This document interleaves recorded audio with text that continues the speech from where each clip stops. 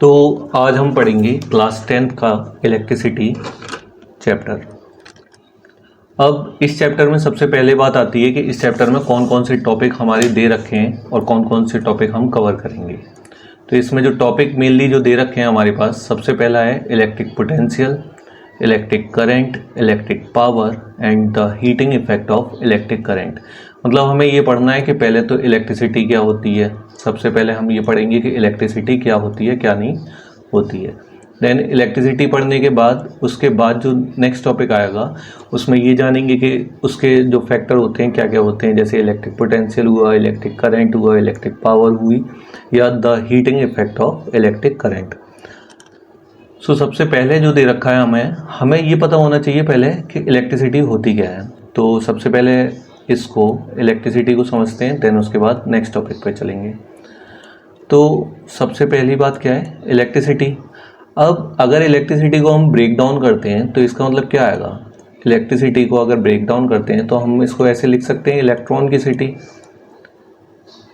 तो इसका मतलब क्या हुआ कि ऐसा कोई सा भी सब्सटेंस जिसके अंदर क्या प्रेजेंट हो, इलेक्ट्रॉन प्रेजेंट हो। ऐसा कोई सा भी सब्सटेंस जिसके अंदर क्या प्रेजेंट हो, इलेक्ट्रॉन प्रेजेंट हो, तो वो क्या कहलाती है, उसके अंदर से क्या फ्लो हो सकता है, इलेक्ट्रिसिटी फ्लो हो सकती है। क्लियर है ये वाली बात। तो ऐसा कोई सा भी सब्सटेंस जिसके अंदर क्या प्रेजेंट होते हैं, इलेक्ट्रॉन प्रेजेंट होते हैं, तो उसमें से क्या फ्लो हो सकती है, इलेक्ट्रिसिटी फ्लो हो सकती है। अब बात आती है कि टाइप्स ऑफ इलेक्ट्रिक चार्ज, मतलब इलेक्ट्रिक चार्ज के कितने टाइप होते हैं। तो मेनली याद रखना कि हमेशा जो इलेक्ट्रिक चार्ज के टाइप होते हैं वो क्या होते हैं, दो टाइप होते हैं, एक पॉजिटिव, दूसरा नेगेटिव चार्ज। अब बात आती है कि पॉजिटिव चार्ज क्या होता है और नेगेटिव चार्ज क्या होता है। So the charge acquired bye a glass rod rubbed with a silk cloth. मतलब क्या हुआ, जब ग्लास रॉड को किसके साथ रब करेंगे, सिल्क क्लॉथ के साथ रब करेंगे, तो हमें जो चार्ज मिलेगा वो कैसा चार्ज मिलेगा, पॉजिटिव चार्ज मिलेगा। मान के चलो ये कोई ग्लास रॉड है और ये हमारा कोई सिल्क क्लॉथ है, तो जब हम इसको इसके साथ रब करेंगे तो रब करने पर इस पर जो चार्ज जनरेट हो जाएगा ग्लास रॉड पर, वो कैसा चार्ज जनरेट होगा, पॉजिटिव चार्ज जनरेट होगा। अब सिमिलरली दूसरे वाले केस में क्या दे रखा है, the charge acquired by an ebonite rod. अब एवोनाइट रॉड के थ्रू जब किसके साथ रब करें, उसको वूलन क्लॉथ के साथ जब रब करेंगे तो कैसा चार्ज हमारा जनरेट होगा, नेगेटिव चार्ज। एवोनाइट रॉड को मतलब सिमिलरली यही सेम केस मान सकते हैं कि एवोनाइट रॉड ये है और ये कैसा क्लॉथ है, हमारा वूलन क्लॉथ है। अब जब इसको इसके साथ रब करवा रहे हैं तो इस पर जो एवोनाइट रॉड पर जो चार्ज जनरेट हो रहा है वो कैसा चार्ज जनरेट हो रहा है, नेगेटिव चार्ज जनरेट हो रहा है। अब नेक्स्ट टॉपिक जो है वो दे रखा है कि इनकी प्रॉपर्टी क्या होती है, इलेक्ट्रिक चार्ज की प्रॉपर्टी क्या होंगी क्या नहीं होंगी। सबसे पहले हमें ये जानना चाहिए कि इलेक्ट्रिक चार्ज कौन कौन से टाइप के थे। तो दो टाइप के थे, एक पॉजिटिव, दूसरा नेगेटिव। अब बात आती है कि इनकी प्रॉपर्टी क्या होगी क्या नहीं होगी। तो देखो एक जनरल लैंग्वेज में समझो। सबसे पहले हम एग्जाम्पल लेते हैं, एक ये है सुंदर सी कन्या और एक और इसी जैसी सुंदर सी कन्या है दूसरी। अब इन दोनों सुंदर कन्याओं के बीच में एक हमारे हैं बाबू भैया। अब ये क्या कर रहे हैं कि ये कन्या भी इनके पीछे पागल हैं और ये कन्या भी इनके पीछे पागल हैं। तो जब दोनों कन्या एक ही बाबू भैया के पीछे पागल होंगी तो उस वाले केस में क्या होगा, इन दोनों के बीच में लड़ाई होगी और जैसी ही लड़ाई होगी तो ये एक दूसरे से क्या चली जाएंगी, दूर भागेंगी। ठीक है, तो एक दूसरे से क्या भागेंगी, दूर भागेंगी। अब मान के चलो दूर भागने का मतलब क्या हुआ कि इस कन्या पे हमेशा लड़की के नेगेटिव वाली केस में मान लो तो ये भी नेगेटिव चार्ज है और इस पे भी नेगेटिव चार्ज है। अब ये दोनों कैसे हो गए, सेम चार्ज के हो गए और इनके चक्कर में ये क्या हो रहा है, ये एक दूसरे से क्या भाग रहे हैं, दूर भाग रहे हैं। इसका मतलब क्या हुआ, जब भी दो चार्ज सेम के होंगे, सेम का मतलब नेगेटिव होंगे या फिर दोनों कैसे होंगे, पॉजिटिव चार्ज होंगे, तो उस वाले केस में क्या होता है, रिपेल टू ईच अदर। तो दोनों एक दूसरे से क्या भागेंगे, दूर भागेंगे, तो रिपेल टू ईच अदर। अब सेकंड वाला केस हम लेते हैं। सेकंड केस में क्या होगा कि सेकंड केस में मान के चलो अब बाबू भैया बड़े समझदार हो गए। बाबू भैया कह रहे हैं कि हम दो के पीछे नहीं भागेंगे, अब भागेंगे एक के पीछे। जे बाबू भैया हमारे और जे जो भाग रहे हैं, जे भाग रहे हैं एक कन्या के पीछे और जे दूसरी हो गई हमारी सुंदर सी कन्या। देखो बाबू भैया हमारे कैसे टेढ़े मेढ़े और कन्या कैसी सुथरी सी। तो बाबू भैया के पास कैसा चार्ज है, पॉजिटिव चार्ज, और कन्या पे कैसा था, नेगेटिव चार्ज था। अब बाबू भैया क्या कर रहे हैं, इसके पीछे भाग रहे हैं। तो इसका मतलब क्या हुआ, इस पे पॉजिटिव चार्ज है और इस पे कैसा चार्ज है, नेगेटिव चार्ज है। तो ये एक दूसरे को क्या कर रहे हैं, अट्रैक्ट कर रहे हैं। तो जब भी दो चार्ज अपोजिट होंगे, मतलब पॉजिटिव नेगेटिव हो या नेगेटिव पॉजिटिव हो, तो हमेशा एक दूसरे को क्या कर रहे होंगे, अट्रैक्ट कर रहे होंगे। क्लियर है ये वाली बात, कि सेम चार्ज क्या करते हैं, हमेशा रिपेल टू ईच अदर करते हैं, और अपोजिट चार्ज क्या करते हैं, अट्रैक्ट टू ईच अदर करते हैं। अब यहाँ पर दे रखा है अपोजिट चार्ज। अपोजिट चार्ज का मतलब होता है अनलाइक चार्ज। अनलाइक मतलब एक जैसे ना हो, मतलब लड़का लड़का ना हो, लड़की लड़की ना हो। तो उस वाले केस में क्या होता है, ये एक दूसरे को क्या कर रहे हैं, attract each other. For example appositive charge attracts a negative charge. Similarly दूसरे वाले पॉइंट में क्या दे रखा था, सिमिलर चार्ज। सिमिलर चार्ज का मतलब नेगेटिव नेगेटिव या फिर पॉजिटिव पॉजिटिव। इनको कैसे बोलते हैं, लाइक चार्ज भी बोलते हैं। तो ये क्या करते हैं, एक दूसरे को रिपेल ईच अदर करते हैं। फॉर एग्जाम्पल क्या दे रखा है, a positive charge repels a positive charge and a negative charge repels a negative charge. अब चलते हैं हम नेक्स्ट टॉपिक के पास। तो अगला जो टॉपिक दे रखा है वो क्या दे रखा है हमारा, 1 कूलाम। अब 1 कूलाम होता क्या है, आगे पढ़ोगे तो आगे आगे चीज़ें समझते जाओगे। अब सबसे पहले कूलाम किसकी यूनिट होती है ये समझते हैं। तो कूलाम का मतलब होता है क्यू, जो चार्ज होता है ना उसको जो रिप्रेजेंट करते हैं वो कूलाम से रिप्रेजेंट करते हैं।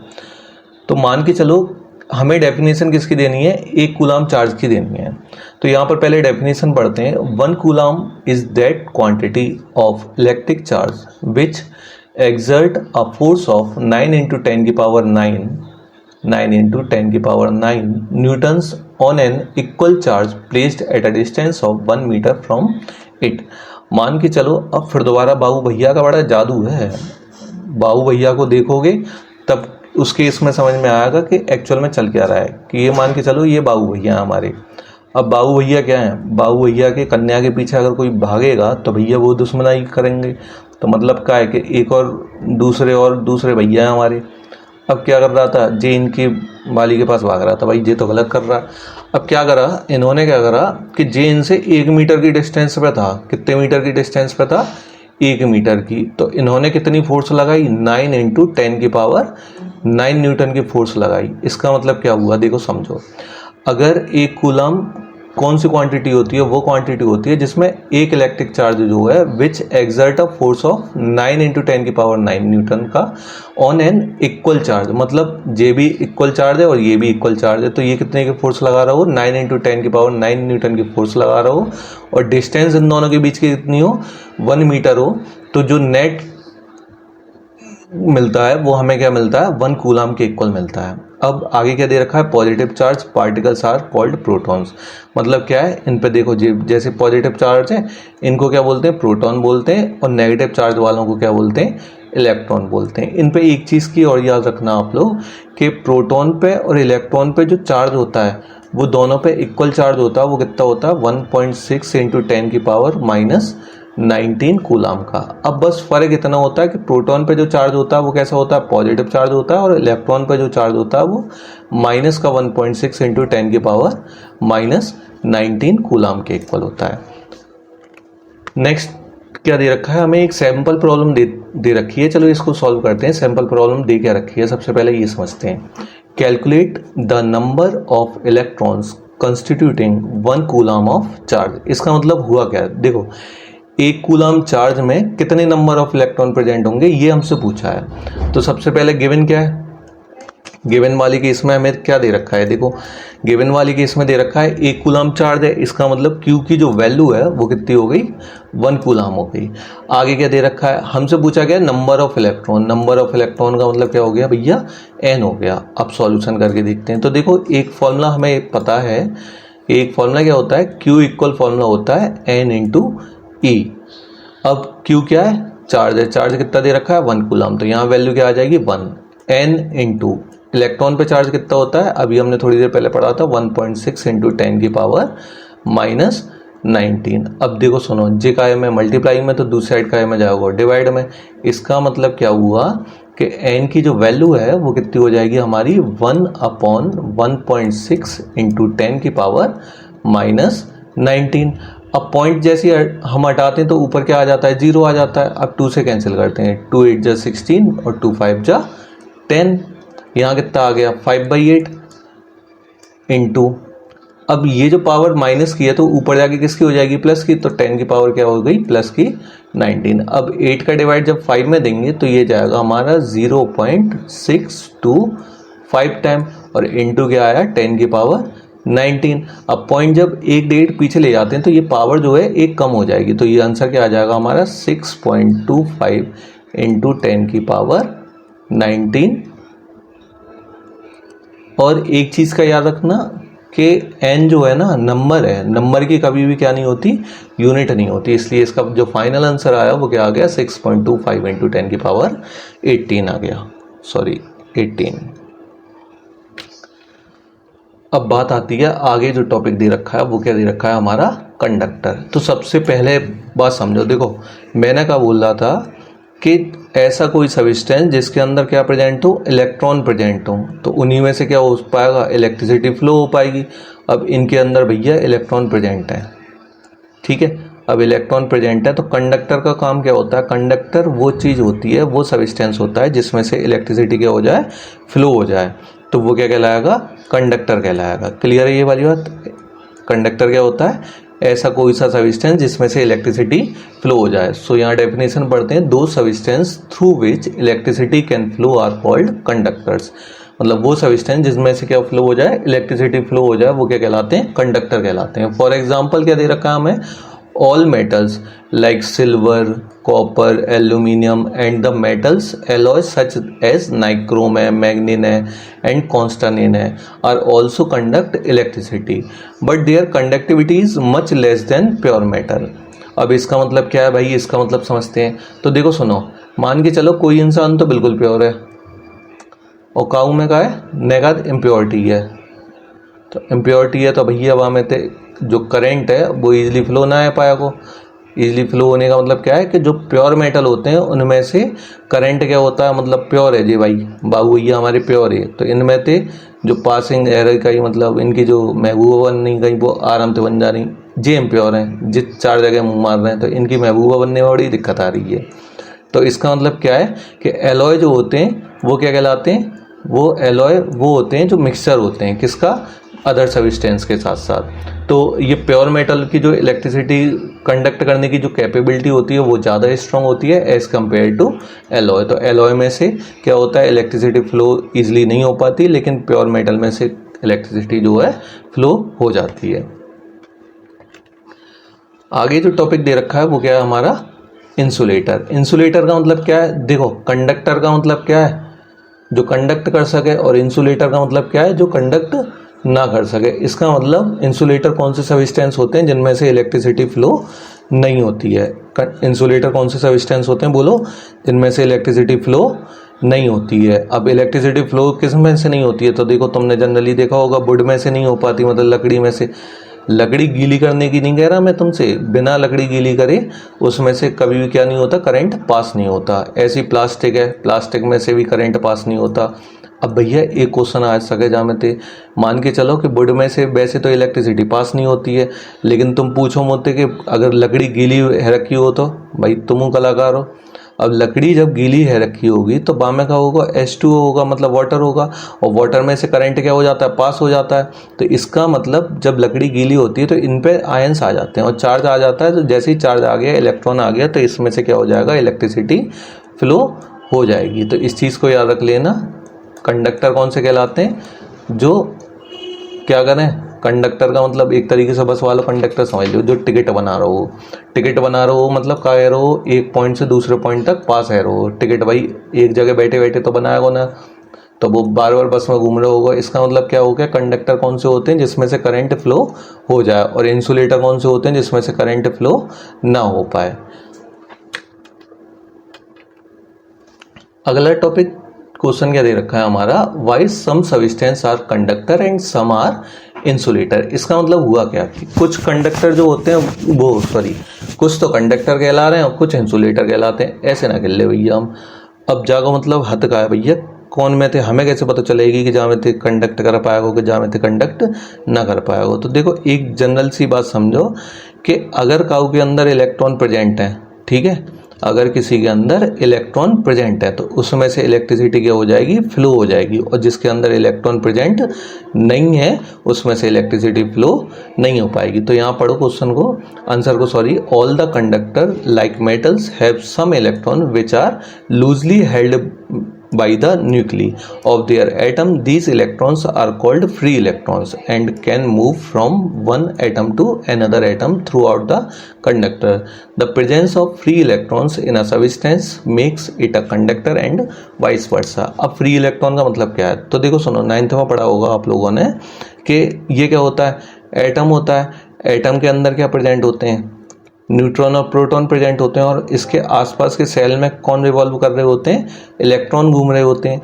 तो इसका मतलब क्या हुआ कि अगर कोई सा भी ऐसा एलिमेंट जिसके अंदर फ्री इलेक्ट्रॉन प्रेजेंट हो और वो अपने से दूसरे में एंटर कर जाए, दूसरे सबसेल में, दूसरे एलिमेंट के सबसेल में एंटर कर जाए, तो ये कौन से इलेक्ट्रॉन कहलाते हैं, फ्री इलेक्ट्रॉन। तो ये चीज़ जिसमें प्रेजेंट होगी, मतलब जिस सब्सटेंस में ये प्रॉपर्टी होल्ड कर रही होगी, उसमें से करंट क्या हो जाएगा, फ्लो हो जाएगा, और जिसमें से ये प्रॉपर्टी होल्ड नहीं कर रही होगी उसमें से करंट फ्लो नहीं हो पाएगा। अब आगे दे रखा है कि electricity can be classified into 2 parts. अब इलेक्ट्रिसिटी कितने पार्ट में डिवाइडेड है, 2 पार्ट में। कौन कौन से, स्टैटिक और करंट। स्टैटिक इलेक्ट्रिसिटी का मतलब है जो रुकी हुई पोजीशन है, मतलब study of charge at rest, मतलब रेस्ट वाले चार्जों का अगर तुम स्टडी करोगे तो वो कौन सी इलेक्ट्रिसिटी में आएगा, स्टैटिक में।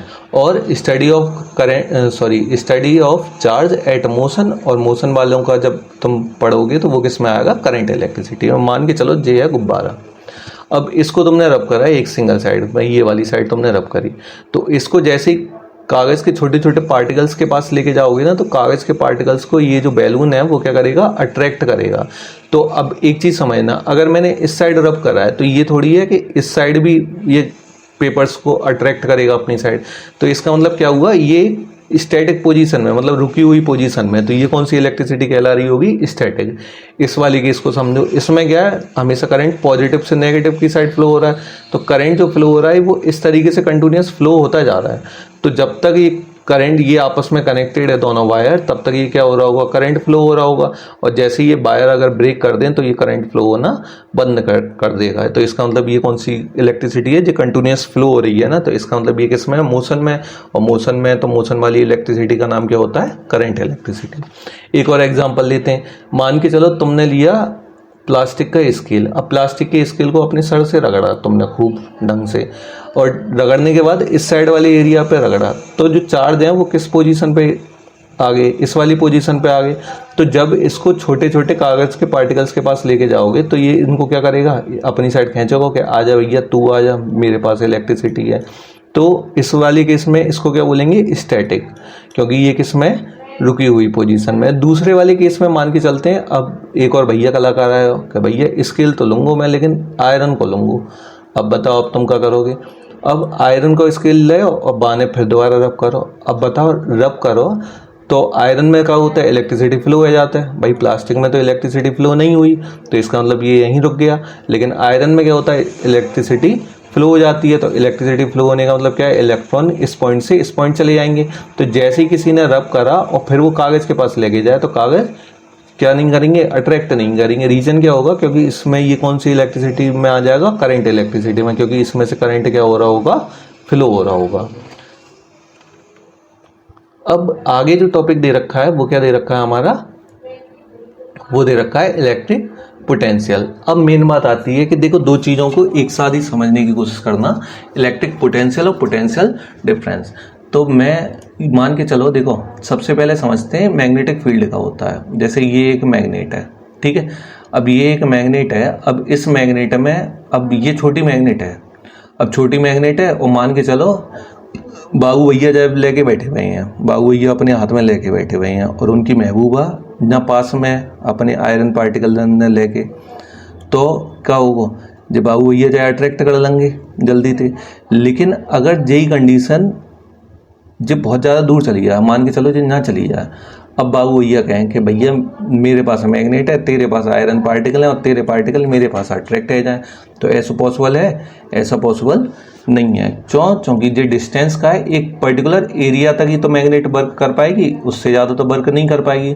तो इसका मतलब क्या हुआ, किसी मैग्नेट के आसपास का वो एरिया जिसमें आयरन पार्टिकल्स को क्या कर ले, वो अपनी साइड अट्रैक्ट कर ले, तो वो कौन सी फील्ड कहलाती है? मैग्नेट के आसपास की। तो ये कौन सी फील्ड कहलाएगी बताओ? मैग्नेटिक फील्ड कहलाएगी। सेम कंडीशन किसकी होगी? इलेक्ट्रिक फील्ड की। इलेक्ट्रिक फील्ड का मतलब क्या हुआ कि अगर ये इलेक्ट्रिसिटी फ्लो हो रही है तो इलेक्ट्रिसिटी के आसपास का वो एरिया जिसमें अदर जो चीज़ें हैं वो किसका, इलेक्ट्रिसिटी को फील करें, मतलब करंट फ्लो हो रहा है कि नहीं हो रहा, वो अट्रैक्ट करें या रिपेल करें, वो अलग मैटर है, लेकिन इलेक्ट्रिसिटी को क्या करें, फील करें, तो वो कौन सा फील्ड कहलाएगा? इलेक्ट्रिक फील्ड कहलाएगा। अब हमें डेफिनेशन किसकी पढ़नी थी? इलेक्ट्रिक पोटेंशियल की डेफिनेशन पढ़नी थी। तो देखो समझो, ये मान के चलो ये कोई इलेक्ट्रिक फील्ड है और एक कूलम चार्ज है, ये रखा हुआ है तुम्हारा इन्फिनिटी पे। तो 1 कूलम चार्ज को इन्फिनिटी से इलेक्ट्रिक फील्ड के अंदर किसी भी पॉइंट तक लाने में जो वर्क डन होता है, मतलब काम जो लगता है, वो क्या कहलाता है? इलेक्ट्रिक पोटेंशियल कहलाता है। फिर दोबारा रिपीट कर रहा हूँ, इन्फिनिटी से एक कूलम चार्ज को इन्फिनिटी से इलेक्ट्रिक फील्ड के अंदर किसी पॉइंट तक लाने में जो वर्क डन होता है वो क्या कहलाता है? इलेक्ट्रिक पोटेंशियल कहलाता है। अब वर्क डन का मतलब हुआ क्या? फॉर्मूला V इक्वल फॉर्मूला क्या बन गया हमारा? W/Q। V इक्वल फॉर्मूला क्या हो गया? W/Q। अब देखो पहले डेफिनेशन समझो, electric potential at a point in an electric field is defined as the work done in moving a unit charge. Unit charge का मतलब 1 कूलम मान लो, unit positive charge from infinity to that point. That point मतलब electric field के अंदर वो वाले point तक। So potential is denoted by the symbol V। किससे डिनोट करते हैं? V से, and its unit is volt और जूल पर कूलम। अब देखो यूनिट याद करना बड़ा आसान तरीका है, यूनिट याद करनी है तो आप लोगों को। W क्या होता है? वर्क डन होता है, वर्क डन की यूनिट क्या होती है? जूल होती है। और अपॉन Q क्या होता है? कूलम होता है। कूलम का मतलब चार्ज किस पे डिनोट करते हैं? कूलम में करते हैं, तो इसकी जो यूनिट होती है वो क्या होती है? जूल पर कूलम। इसके अलावा दूसरी यूनिट क्या होती है इसकी? वोल्ट होती है। अब ये याद रखना, यहाँ पर V क्या है? V क्या दे रखा है बताओ? इलेक्ट्रिक पोटेंशियल है।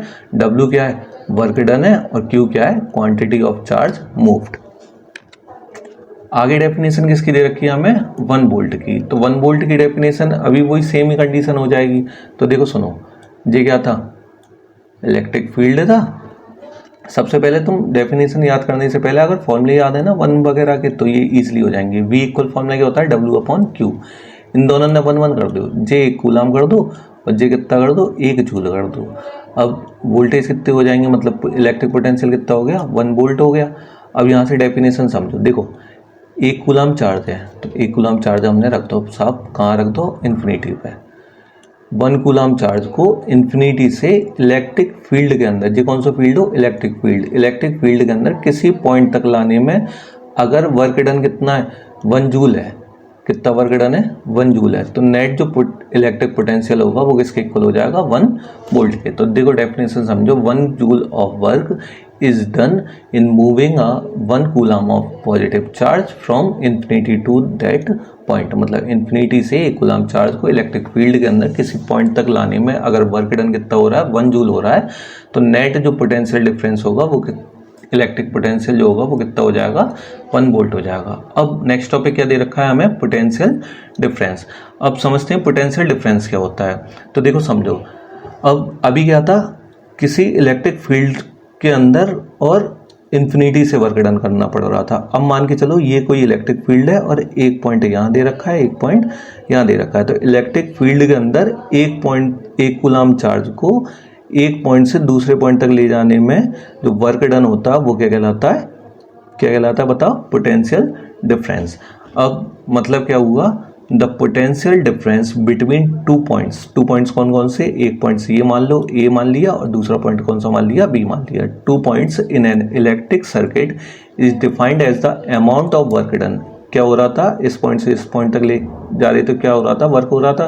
तो amount of work done in moving अ, कैसा चार्ज है ये? यूनिट चार्ज है।